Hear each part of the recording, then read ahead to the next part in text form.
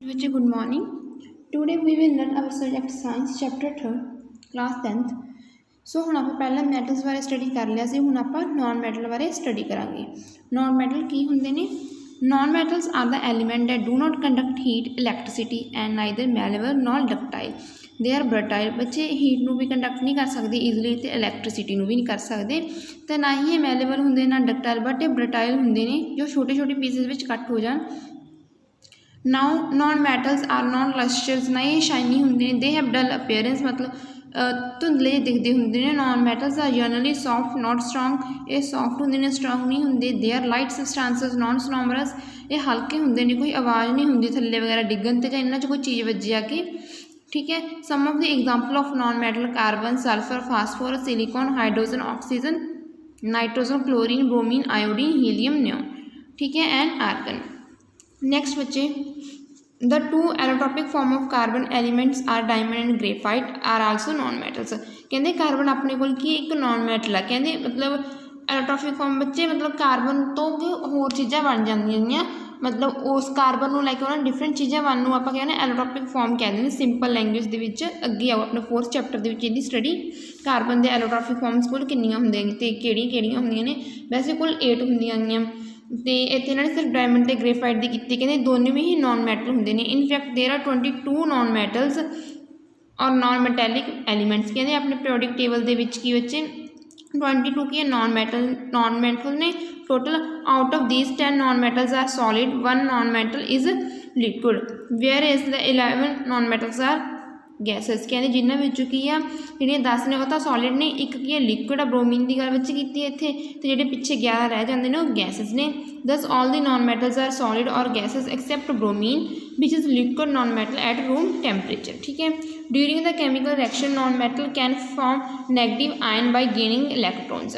कहते जो chemical reaction होंगी जो नॉन मैटल होंगे ने किसी मैटर तो या इस पास जिहदे भी रिएक्शन कर रहे हैं उन्होंने तो इलैक्ट्रॉन ले लेंगे तो अपने उपर किहड़ा चार्ज ले लेंगे ने, नैगेटिव चार्ज।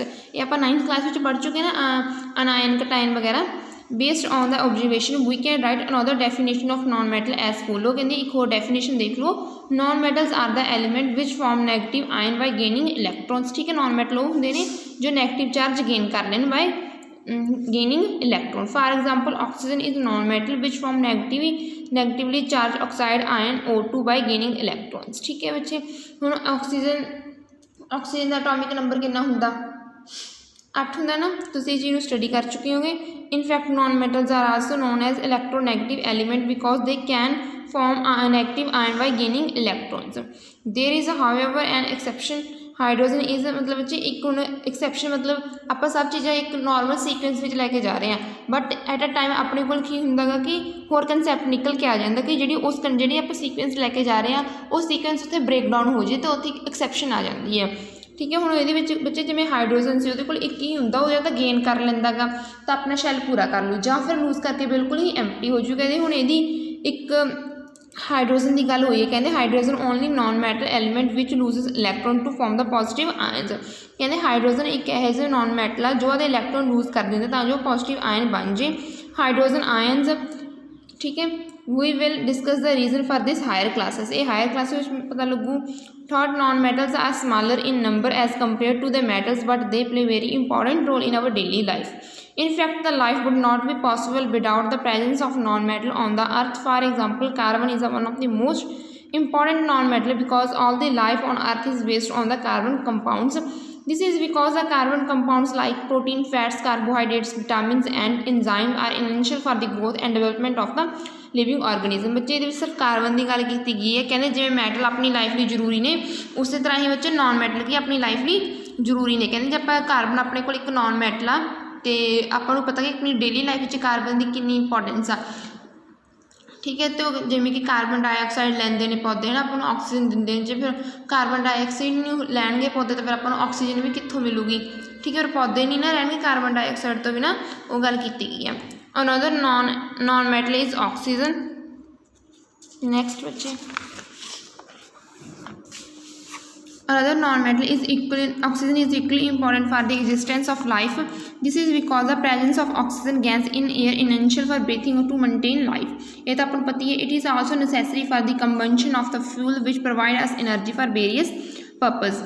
ठीक है. Nitrogen is an inert gaseous non-metal which presence in air reduce the rate of combustion and make it safe.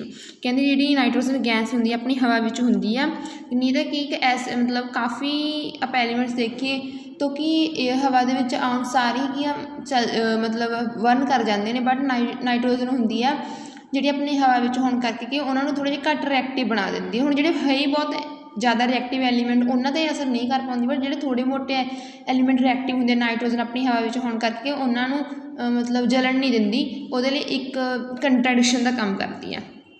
ठीक है। Another non metal sulphur is present in many substances found in plants and animals. For example sulphur is present in hair, onion, garlic, wool etcetera.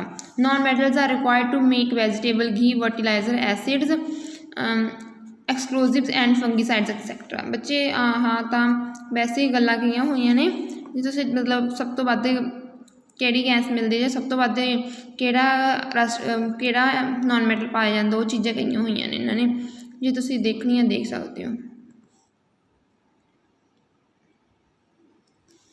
Next बच्चे हुण आपां metals बारे पढ़ लिया की हुंदे ने, नॉन मैटल्स की हुंदे ने। हुण आपां उन्हां दी फिजिकल प्रॉपर्टीज़ ऑफ मैटल ते नॉन मैटल दी फिजिकल प्रॉपर्टीज़ बारे डिस्कस करांगे।